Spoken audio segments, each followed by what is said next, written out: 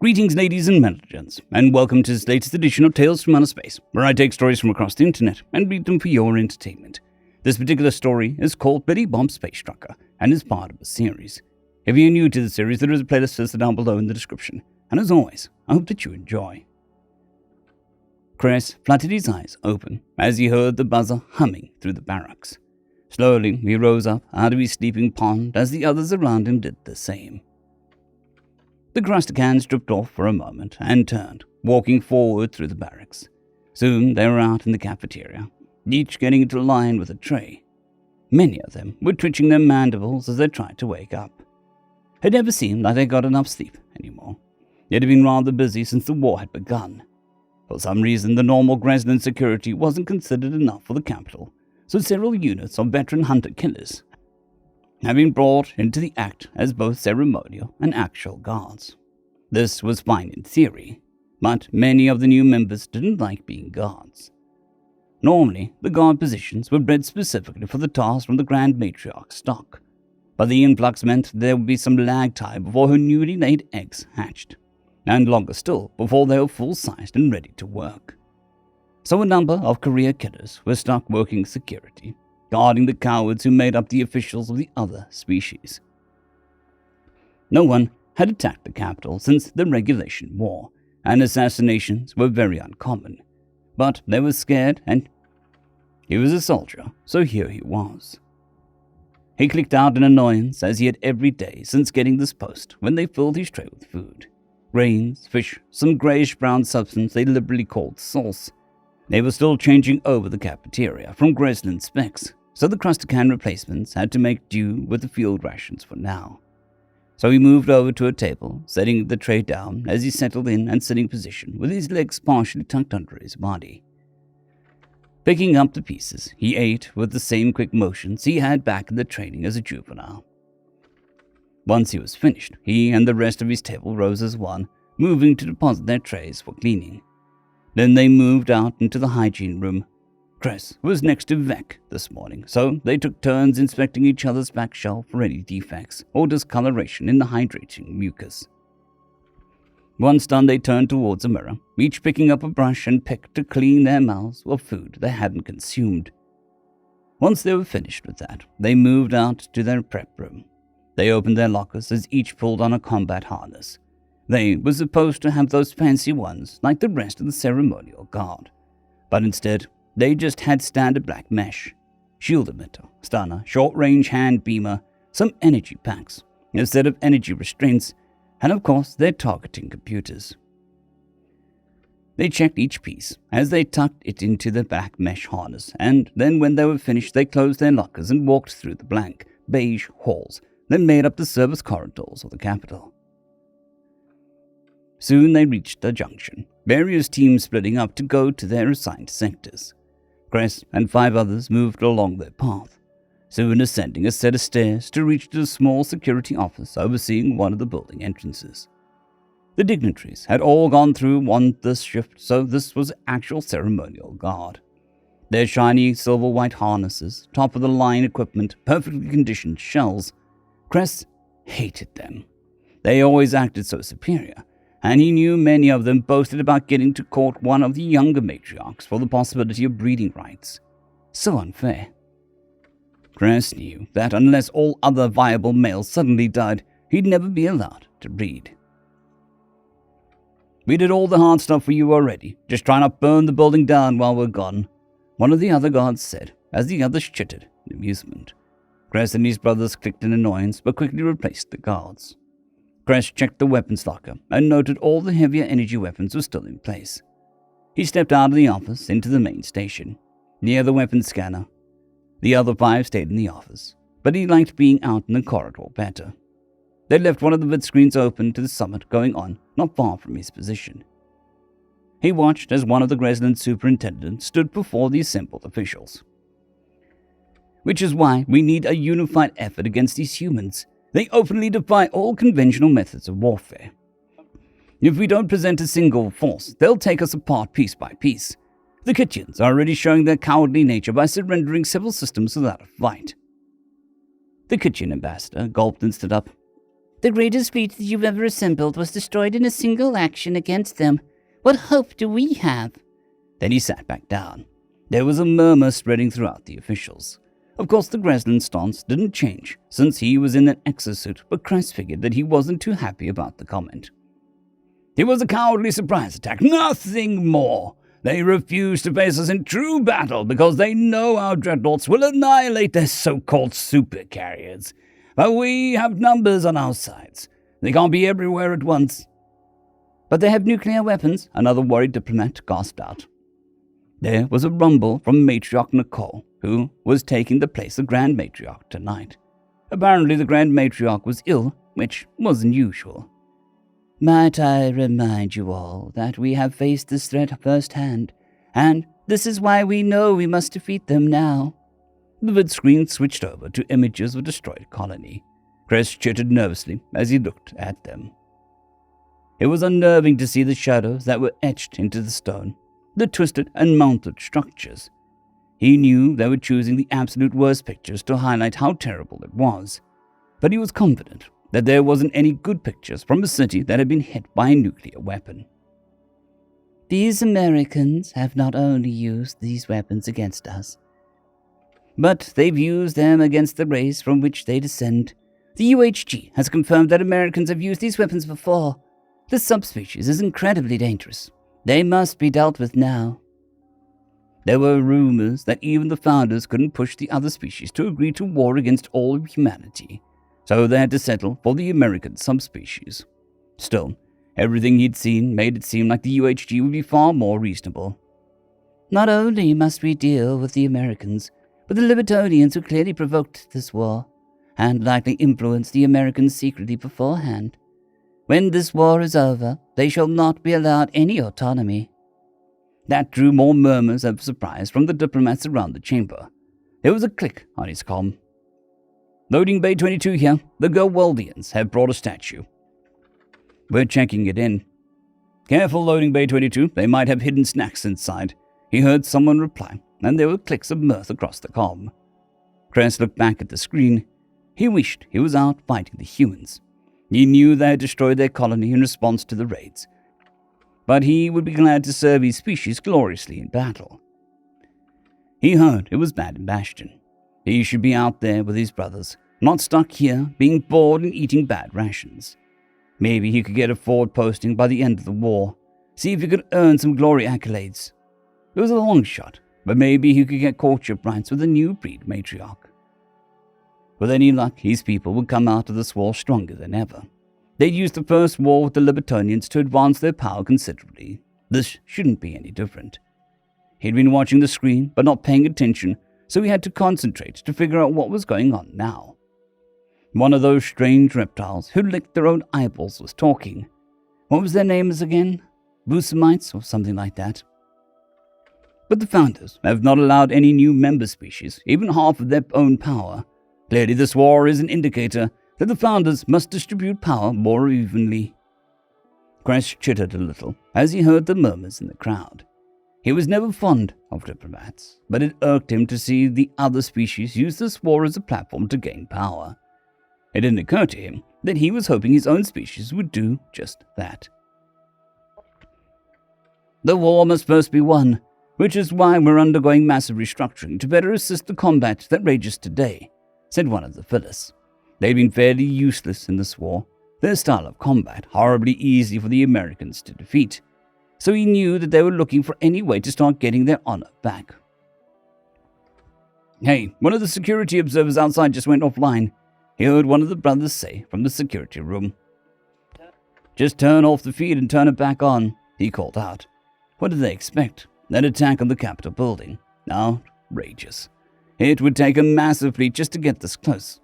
He looked back at the screen. "Furthermore, even if we do develop FTL technology to allow us to get into American-controlled space, how do you propose that we attack their colonies? Have you seen the planet they inhabit? None of our species could survive on any one of those for more than a few minutes. And that's if they had appropriate survival gear." Of course, one of the kitchen was trying to defend their constant surrendering. The cowards just didn't want to fight. There was a chime, and he turned to see a Geweldian with a large, veckish bodyguard that had some sort of bag. He waved them through the scanner with a claw and looked back to the vid screen. The matriarch was talking. "Let us not forget." He heard the approval chime of the machine as the Geweldian passed through. "There are humans that have shown their evil and terrible nature on a small scale. The terrorists who attacked the museums are still out there." He heard the negative buzzer as the Vakish tried to step through the device. He chittered in annoyance, figuring the idiot hadn't keyed his credentials in properly. Turning, he saw the massive blue fist racing towards his face. There was a solid crunch as his head snapped back, pieces of shell flying away as the matriarch spoke. "Even now the terrorist is out there. We must not forget the threat of our way of life, that is... Billy Bob, Space Trucker." Billy Bob leapt over the counter, walking towards the security door. He kicked it off the hinges with an amplified strength the fake Borg suit gave him. The bag was on the counter, open, and in his hands was an item number 1, an AA-6 shotgun. The stunned crabs inside were all staring at him, their mandibles twitching in shock. "Oh shit," one had time to say before he finally pulled the trigger. The specifically crafted 6-gauge rounds had been designed with the increased strength of the power suit in mind. And, oh, did it show. Billy Bob stood in the doorway as he slowly turned, the buckshot flying out into the room, shredding crab and console alike. The guards were flying backwards as they were torn apart by the torrent of fire and metal that was spewing out the muzzle of that weapon. Billy Bob was very well aware he didn't need to go so far with it, but he stood there, feeling the weapon lightly jerk in his hands as it went through round after round, pulverizing the room and everything inside. Finally, the drum was empty, and he stood there, grinning inside the suit as the Borg face mimicked the motion. He could see sunlight sneaking through the holes in the walls of the office, even though they were inside the Capitol building itself. Finally, he detached the drum, letting it fall to the floor, and the pile of spent cartridges turning as he snapped another one into place. Then he dropped back over the counter, zipped up the bag, and slung it over his shoulder before grinning down at the hamster. "You're free to run away now. I think I blew our cover." The hamster nodded and went running back the way they'd come. He was humming inside his suit as he looked at the map overlay. "Any alarms?" No, you killed them all before they could react." He heard Amelia's voice in his ear as he smiled. "The other team is moving on their objective. You need to clear one more security station, and then loading bay I'm in." "Understood." He wished he could start playing some heavy metal right now. Oh, all the Stars and Stripes forever. Maybe the Beach Boys, just to throw everyone for a loop. Oh well, he'd have to settle for his own sounds. Oh, Yankee Doodle went to town, riding on a pony. He stuck a feather in his cap and called it macaroni. He was walking down a hall as he saw a crab lean out and find what the noise was. Seeing the armed Borg, it let out a hiss of surprise before Billy Bob fired his shotgun, pulverizing the guard, their shields utterly useless against the 6-gauge buckshot. As he stood in front of the next security booth, he didn't even bother hopping over the counter. "Yankee Doodle, keep it up." He pulled the trigger again as the crab started to rush out, only to get cut down. The lightweight Xeno construction splintering apart again as the round slammed into it. Yankee Doodle dandy. He could see one inside frantically trying to open the weapons locker. Mind the music and the step. But there was nothing he could do as the buckshot tore through both the crab and the locker he was trying to open. And would the girls be handy? He stood there observing the second obliterated guard post before dropping the second drum and taking one off his harness before slamming it home. He began to hum then, trying to make it sound like cool theme music, or as close as one could get with humming theme music, as he walked down the hall a ways. He saw the door for the loading bay and turned, kicking it in as the door went flying, smashing into a crab who'd been standing on the other side. He stepped out and saw these crabs had weapons in hand already, but they sure as hell hadn't been expecting him. "Hey, guys, what's up?" They stared at him for a second and then all began to aim as he pulled the trigger. The metal crate in the center held Amelia, but he knew that she couldn't get out until he entered the code. Yet he didn't feel much like sharing these guys. He walked forward, the few rounds the crabs managed to fire getting absorbed by his suit's shield, which, as far as he could tell, was all the best Xeno shielding, and all the best human high-density metal. which was fine by him. Soon they were splattered across the walls as he dropped the shotgun and opened the hatch on the side of the crate. "Have you out in a jiffy, Amelia?" "Good. The others are reporting total success so far." Then he heard the door to the loading bay open and looked over to see several surprised crabs and one of those armored metal ones. "Fuck!" He quickly pulled the bag open again and then leapt forward as he pulled out his next weapon. "What's happening, Billy Bob?" "I got it," he reassured Amelia as he rushed forward, holding in his hands what amounted to an all-metal power-suit-ready fire axe. The head had been sharpened to as fine of a point as possible with modern technology, and he wasn't sure if that meant a single atom or molecule or whatever, but he knew it was fecking sharp. The crab at his side had time to widen his eyes in surprise, but that was about it as Billy Bob slashed, cleaving through the guard without even a moment of resistance. Then he spun, extending his arms as he slashed through two more around him, who cried and gargled as their upper bodies had been suddenly opened to outside worlds. The armored crab tried to turn, but he jumped over it, slamming down on the screaming crab, who fired a single shot up at him before Billy Bob collided with his body, crushing it beneath the heavy suit even as he rolled forward and swung the axe once more to split it straight through the last regular crab's skull and torso. They were too big for it to be any kind of clean cut, but the body collapsed, leaking everywhere while Billy Bob spun again. The armored crab was turning, but he swiped out, leaving the bottom half of its legs off, and as it toppled over, he rolled the axe down through the head to finish it off. He stood there for a few seconds, looking around as he heard Emily, "Wow, that was incredible, and here I doubted your melee weapon." "Axes are sweet," was his only reply, as he turned to finish opening the crate the Libertonian power suit was in. Emily was watching from a building bordering the Capitol building grounds, and as Amelia finally had freedom to sit up in her suit and step out into the daylight, she jumped up, flapping her wings as she quickly flew down to them. "All right, what's the plan now?" Billy Bob said, looking between the 10-foot-tall Libertonian power suit and Emily. "Seriously?" Emily asked. "Yeah, I kind of forgot with all the awesomeness I've just done. We're killing stuff towards the center now, right?" Emily nodded. "The teams have activated some of the meeting room security features. We've just alerted the guards, but inside they're now sealed in and their lines to the outside world are cut, so they have no idea where we're coming." "Perfect," Billy Bob said, returning to his bag. He sheathed the axe on his back and pulled out the second last weapon they'd given him. The other two stared at the strange-looking item he pulled out, made of composite materials. "What's that?" He activated it, and the item opened up, revealing an interior handle, which he picked up, letting the rest of the nestle around him. "The ZF-1, it's light. Handle's adjustable for easy carrying. Good for rights and lefties, breaks down to 4 parts, undetectable by X-ray, ideal for quick discrete interventions.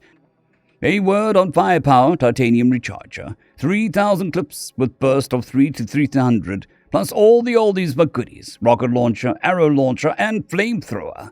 My favorite." They stared at him for a moment while he dropped the AAs back into the bag and slung it over his shoulder. Shift the axe from his back to the side sheath on his harness. It took a very specific sheath to house that blade, and he didn't want to accidentally cut parts of himself off while he fought. "All right, ladies, move out." "Well, I'm not. You're fighting forward." "I'm holding them off from out here," Amelia said, turning as the power suit stepped outside, and he blinked. "Then why do we smuggle you in here?" "To get me as close as possible while the others secured the security systems." He thought that over, trying to decide if it was a good plan or not, before shrugging and walking into the Capitol building with Emily behind him. "Stay behind cover until I let you know we're clear." She nodded and kept a ways back from him as he kicked down another door and found himself in a wide corridor. There were statues and paintings and tapestries of various Xenos from the founding species, and he was sure that they wanted him to feel awe and respect for all the history around him. Instead, he turned to one of the paintings of the giant crab queen bitch and activated the flamethrower. A jet of fire burst out, torching it as an alarm rang out. He saw crabs with silver shields and much better-looking weapons burst out from around a junction to his left, and smiled. "Something tells me we go this way." He began to let out bursts of those titanium bullets, which tore through the crabs, shots slamming into the shields as he advanced, seemingly unconcerned. "Whoa, I've been working on the railroad all the livelong day. A rocket zipped out and obliterated a crab on a balcony with a matter slammer. I've been working on the railroad just to pass the time away. He saw another group burst out of the door to his right and turned, letting out a non-stop burst of fire as the bullets cut through 3 of them. Can't you hear the whistle blowing? Rise up so early in the morn. Another matter slammer on the balcony down the hall, but 3 arrows slammed into that one's chest as it screeched and tumbled over the rail. Can't you hear the captain shouting? There was some sort of emplacement around the next corner junction, but a jet of fire was quick to get the crabs burning, and a burst of bullets cut them down. Dinah, blow your horn. He looked back at Emily, and then down each of the corridors he could see before waving her forward. Hope you don't mind, but I'm going to skip ahead. Skip ahead? To where? No, the song. He could see movement ahead, with some sort of massive ornate metal doors behind a series of emplacements. But he just marched forward. Someone's in the kitchen with Dinah. Someone's in the kitchen, I know.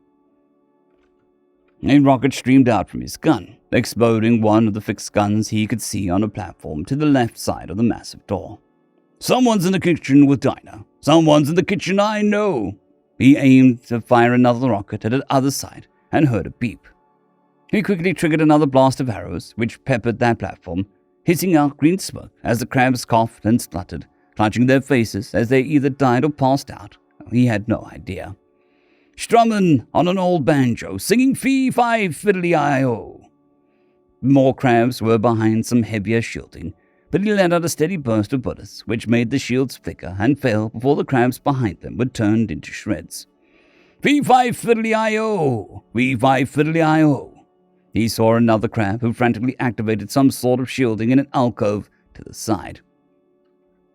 This barrier is immune to ballistics, it quickly shouted at him, rising a matter slammer while he thumbed the flamethrower once more. And as the crab screamed out, engulfed in flames, Billy Bob sang, strumming the old banjo. The crab slumped down dead, the shield still in place, as he smiled back at Emily. I fracking love my job. And so splits a chapter in the adventures of Billy Bob's space trucker, but does not yet end. I would like to thank our T5 members and patrons, Casper Arnholtz, Jon Creighton, W.R.E, 050, Dragzoon W.R.E, and Elijah Silvercross. Thank you very much.